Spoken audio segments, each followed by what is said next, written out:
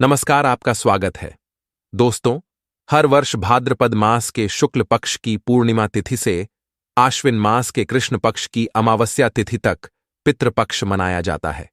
इस साल पितृपक्ष 17 सितंबर मंगलवार के दिन प्रारंभ हो रहा है और 2 अक्टूबर के दिन पितृपक्ष का समापन होगा।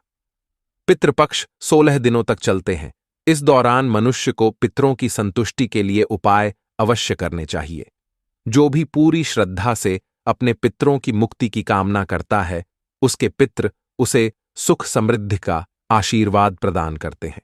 हमारी संस्कृति में पूर्वजों का आशीर्वाद प्राप्त करना बहुत ही आवश्यक होता है। पितरों के आशीर्वाद के बिना मनुष्य का कोई भी कार्य सफल नहीं होता है। जो पितरों का श्राद्ध नहीं करता है, उसका कुल नष्ट हो जाता है, और जो अपने पितरों का श्राद्ध तथा तर्पण करता है, वह संसार के सभी सुखों को प्राप्त करता है। भगवान विष्णु से वरदान प्राप्त करके मनुष्य के सभी पूर्वज पितृपक्ष के दौरान उन्हें आशीर्वाद प्रदान करने हेतु पृथ्वी पर आते हैं।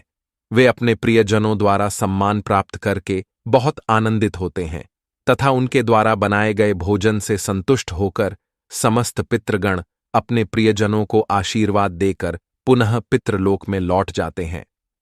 किंतु यदि कोई मनुष्य पितृपक्ष के दौरान अपने पितरों का आदर सत्कार नहीं करता है, उन्हें भोग नहीं चढ़ाता है और उसके पितृ रुष्ट होकर ही लौट जाते हैं, इससे मनुष्य को पितृदोष लगता है और पितृदोष के कारण मनुष्य को भयंकर दुखों का सामना करना पड़ता है।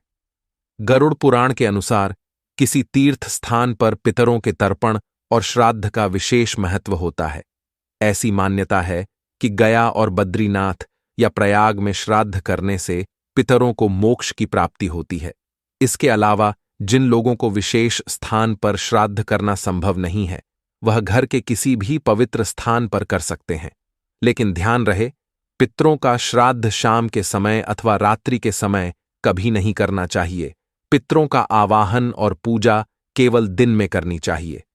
रात्रि में आवाहन करने में नकारात्मक शक्तियां घर में प्रवेश कर सकती हैं, अथवा जो पितृप्रेत योनि में होते हैं वे घर में प्रवेश कर सकते हैं, जिससे घर में दुर्घटनाएं होने लगती हैं। दोस्तों, अगर आप इस चैनल पर नए हैं तो इसे सब्सक्राइब जरूर करें, कमेंट में जय श्री कृष्ण अवश्य लिखें, साथ ही वीडियो को लाइक जरूर करें। आइए जान लेते हैं गरुड़ पुराण के अनुसार मनुष्य को अपने पितरों को प्रसन्न करने के लिए कौन से महत्वपूर्ण उपाय करने चाहिए। सबसे पहला उपाय, पितृपक्ष के दिनों में लोग मृत आत्माओं का आवाहन करते हैं, जिस कारण से पितरों के साथ अन्य प्रेत आत्माएं भी घर में प्रवेश करने का प्रयास करती है। ये प्रेत आत्माएं घर में भयंकर शोक की स्थिति निर्माण कर सकती है। इसीलिए पितृपक्ष में अपने घर के मुख्य द्वार के सामने जल का छिड़काव करे। इससे पितृगण अत्यंत संतुष्ट होते हैं और नकारात्मक शक्तियां घर में प्रवेश नहीं कर पाएंगी। दूसरा उपाय, पितृपक्ष में पितरों की संतुष्टि के लिए भोजन बनाया जाता है, लेकिन कुछ लोग इस भोजन को केवल पितरों की तस्वीर के सामने रख देते हैं। पितृ इस भोजन को ग्रहण नहीं कर पाते, इसीलिए आप थोड़ा सा भोजन गौमाता को, कुत्ते को अथवा कौवे को अवश्य खिलाएं, जिससे यह भोजन आपके पितरों को प्राप्त हो सके। तीसरा उपाय, पितृपक्ष में पितरों को प्रसन्न करने के लिए उनकी तस्वीर के सामने शुद्ध घी का दीपक अवश्य जलाए और अपनी भूल के लिए क्षमा मांगकर उनका आवाहन करे। आपके पितृदेव आपकी सभी गलतियों को माफ करके आपको आशीर्वाद प्रदान करेंगे। चौथा उपाय, यदि आप किसी कारणवश पितृपक्ष में श्राद्ध आदि कर्म न कर पाए, तो पितृपक्ष में दक्षिण दिशा में पितरों के लिए एक दीपक जलाए, गौमाता को रोटी खिलाए और आप जिस किसी भी स्थान पर मौजूद हो, दक्षिण दिशा में मुख करके अपने पितरों से क्षमा मांग ले। पांचवा उपाय, भगवान श्री कृष्ण कहते हैं, जो मनुष्य अपने मृत परिजनों के लिए तिल का दान करता है, वह समस्त पापों से मुक्त होकर वैकुंठ में जाता है। इसीलिए अपने पितरों का आशीर्वाद पाने के लिए आप पितृपक्ष में तिल का दान अवश्य करें। छठा उपाय, पितृपक्ष में भूल से भी नीम का पेड़, बरगद का पेड़ और पीपल का पेड़ नहीं काटना चाहिए। इससे मनुष्य को पितृदोष लगता है। पितृपक्ष में सर्प को मारने वाले व्यक्ति को भी पितृदोष का सामना करना पड़ता है। पितृदोष से बचने के लिए पितृपक्ष में एक पीपल का वृक्ष अवश्य लगाना चाहिए। इससे सभी दोष समाप्त होते हैं। 7वां उपाय, पितरों को प्रसन्न करने के लिए पितृपक्ष में तुलसी को तिल मिश्रित जल चढ़ाकर भगवान श्री हरि विष्णु से अपने पितरों की शांति के लिए प्रार्थना करें और ओम नमो भगवते वासुदेवाय नमः इस मंत्र का उच्चारण करें। इससे आपके समस्त पितृगण जिस किसी भी स्थान पर होंगे उनकी आत्मा को शांति प्राप्त होगी। 8वां उपाय, यदि आपको आपके पितरों की मृत्यु की तिथि पता नहीं है तो आपको पितरों के लिए सर्वपितृ अमावस्या के दिन श्राद्ध कर्म करने चाहिए। सर्वपितृ अमावस्या को पीपल के पेड़ में काले तिल, सफेद फूल तथा चंदन चढ़ाने से पितृदेव संतुष्ट होते हैं। आइए अब जानते हैं गरुड़ पुराण के अनुसार ऐसे वह कौन से व्यंजन है जो आपको पितरों के लिए बनाने चाहिए। सबसे पहले है दूध और चीनी से बनी खीर। पितरों के लिए अगर आप बहुत सारे व्यंजन ना बना पाए या आपकी परिस्थिति इस अनुकूल ना हो तो पितरों की तृप्ति के लिए आपको दूध और चीनी से बनी खीर अवश्य बनानी चाहिए, जिसमें सूखे मेवे डालकर पितरों को भोग चढ़ाएं। इस व्यंजन से उन्हें सबसे ज्यादा आनंद मिलता है और वे प्रसन्न होकर ही आपके द्वार से लौटते हैं। दूसरी चीज है कद्दू की सब्जी। गरुड़ पुराण के अनुसार कद्दू की सब्जी पितरों को अधिक प्रिय होती है। कद्दू को सात्विक व्यंजन माना जाता है जो श्राद्ध और प्रसाद में अक्सर परोसा जाता है। अगर आप भी श्राद्ध का भोजन बना रहे हैं तो कद्दू की सब्जी अवश्य बनाएं और पितरों का आवाहन करते हुए उन्हें अर्पण करें। तीसरी चीज है शुद्ध घी की रोटी। पितृपक्ष में पितरों के लिए शुद्ध घी से बनी रोटी अवश्य बनाएं और पितरों को याद करते हुए एक रोटी कौवे को और 2 छोटी रोटियां बनाकर गाय और कुत्ते को खिलाए। इससे आपके पितृगण जिस भी रूप में धरती पर उपस्थित होंगे वे तृप्त होकर आपको अवश्य आशीर्वाद देंगे। चौथी चीज है पीली मूंग दाल और सफेद उड़द दाल। इन 2 दालों का उल्लेख गरुड़ पुराण में खास तौर पर किया गया है, जिसमें इन 2 दालों से बनने वाले व्यंजन चाहे वो मीठे हों या नमकीन अवश्य ही पितरों के लिए बनाने चाहिए। अगर आप उनकी श्राद्ध तिथि पर इस व्यंजन को बनाते हैं तो आपके पितृगण अत्यंत संतुष्ट होंगे। इसके अलावा गेहूं से बनी पूरी, मीठी गुड़ की रोटी, मीठे केसर वाले चावल, काले चने और बेसन से बनी चीजें भी पितरों के लिए बनाई जाए तो पितृ प्रसन्न होकर उन्हें ग्रहण करते हैं। आइए अब जानते हैं भोजन कैसे बनाना चाहिए।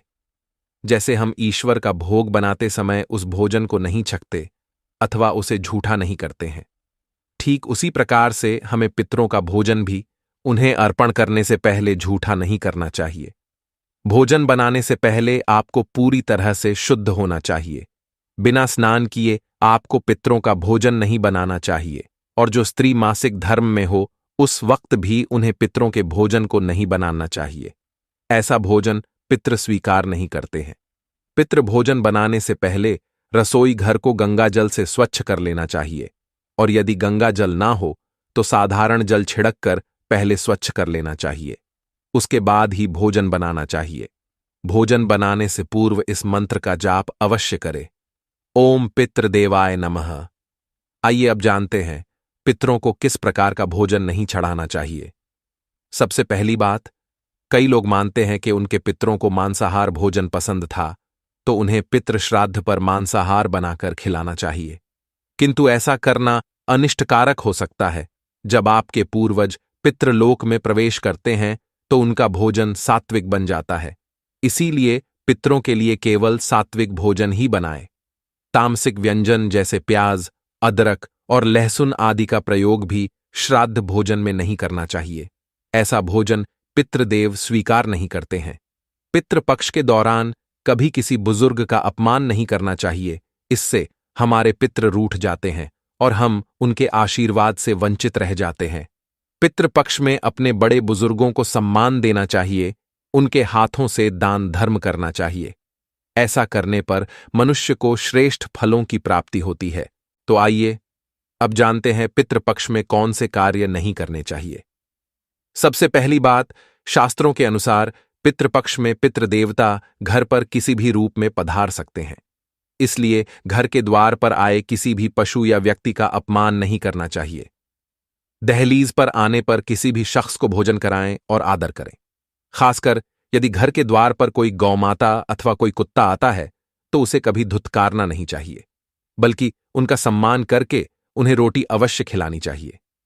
दूसरी बात है, पितृपक्ष के दौरान चना दाल, सरसों का साग, मांस और लहसुन प्याज आदि चीजों का सेवन नहीं करना चाहिए, अन्यथा आपके पितृदेव आपसे रुष्ट हो जाते हैं।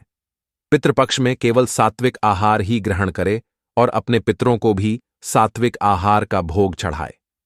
तीसरी बात है, गरुड़ पुराण के अनुसार किसी तीर्थ स्थान पर पितरों के तर्पण और श्राद्ध का विशेष महत्व होता है। ऐसी मान्यता है कि गया और बद्रीनाथ या प्रयाग में श्राद्ध करने से पितरों को मोक्ष की प्राप्ति होती है। इसके अलावा जिन लोगों को विशेष स्थान पर श्राद्ध करना संभव नहीं है, वह घर के किसी भी पवित्र स्थान पर कर सकते हैं। लेकिन ध्यान रहे, पितरों का श्राद्ध शाम के समय अथवा रात्रि के समय कभी नहीं करना चाहिए। पितरों का आवाहन और पूजा केवल दिन में करनी चाहिए। रात्रि में आवाहन करने में नकारात्मक शक्तियां घर में प्रवेश कर सकती है, अथवा जो पितृ प्रेत योनि में होते हैं वे घर में प्रवेश कर सकते हैं, जिससे घर में दुर्घटनाएं होने लगती हैं। चौथी बात, पितृपक्ष में कर्मकांड करने वाले व्यक्ति को बाल और नाखून काटने की मनाही होती है। इसके अलावा उसे दाढ़ी भी नहीं कटवानी चाहिए। पांचवी बात है, पितृपक्ष के दौरान कभी किसी बुजुर्ग का अपमान नहीं करना चाहिए। इससे हमारे पितृ रूठ जाते हैं और हम उनके आशीर्वाद से वंचित रह जाते हैं। पितृपक्ष में अपने बड़े बुजुर्गों को सम्मान देना चाहिए, उनके हाथों से दान धर्म करना चाहिए। ऐसा करने पर मनुष्य को श्रेष्ठ फलों की प्राप्ति होती है। छठी बात है, जो व्यक्ति पितरों का श्राद्ध करता है अथवा पितरों की पूजा करता है, उसे भूल से भी उस दिन व्यसन नहीं करना चाहिए, अर्थात शराब आदि नशे से दूर रहकर ही पितरों की पूजा करनी चाहिए। नशे की अवस्था में पितरों का श्राद्ध करने पर पितृदेव हमसे रुष्ट हो जाते हैं और आशीर्वाद दिए बिना ही लौट जाते हैं। तो इस प्रकार से अपने पितरों की पूजा करके आप उनका आशीर्वाद प्राप्त कर सकते हैं। उम्मीद है आपको यह जानकारी अच्छी लगी होगी। वीडियो को लाइक जरूर करें और कमेंट में जय पितृदेव और जय श्री कृष्ण अवश्य लिखें। साथ ही चैनल को सब्सक्राइब करें। आप सभी का धन्यवाद।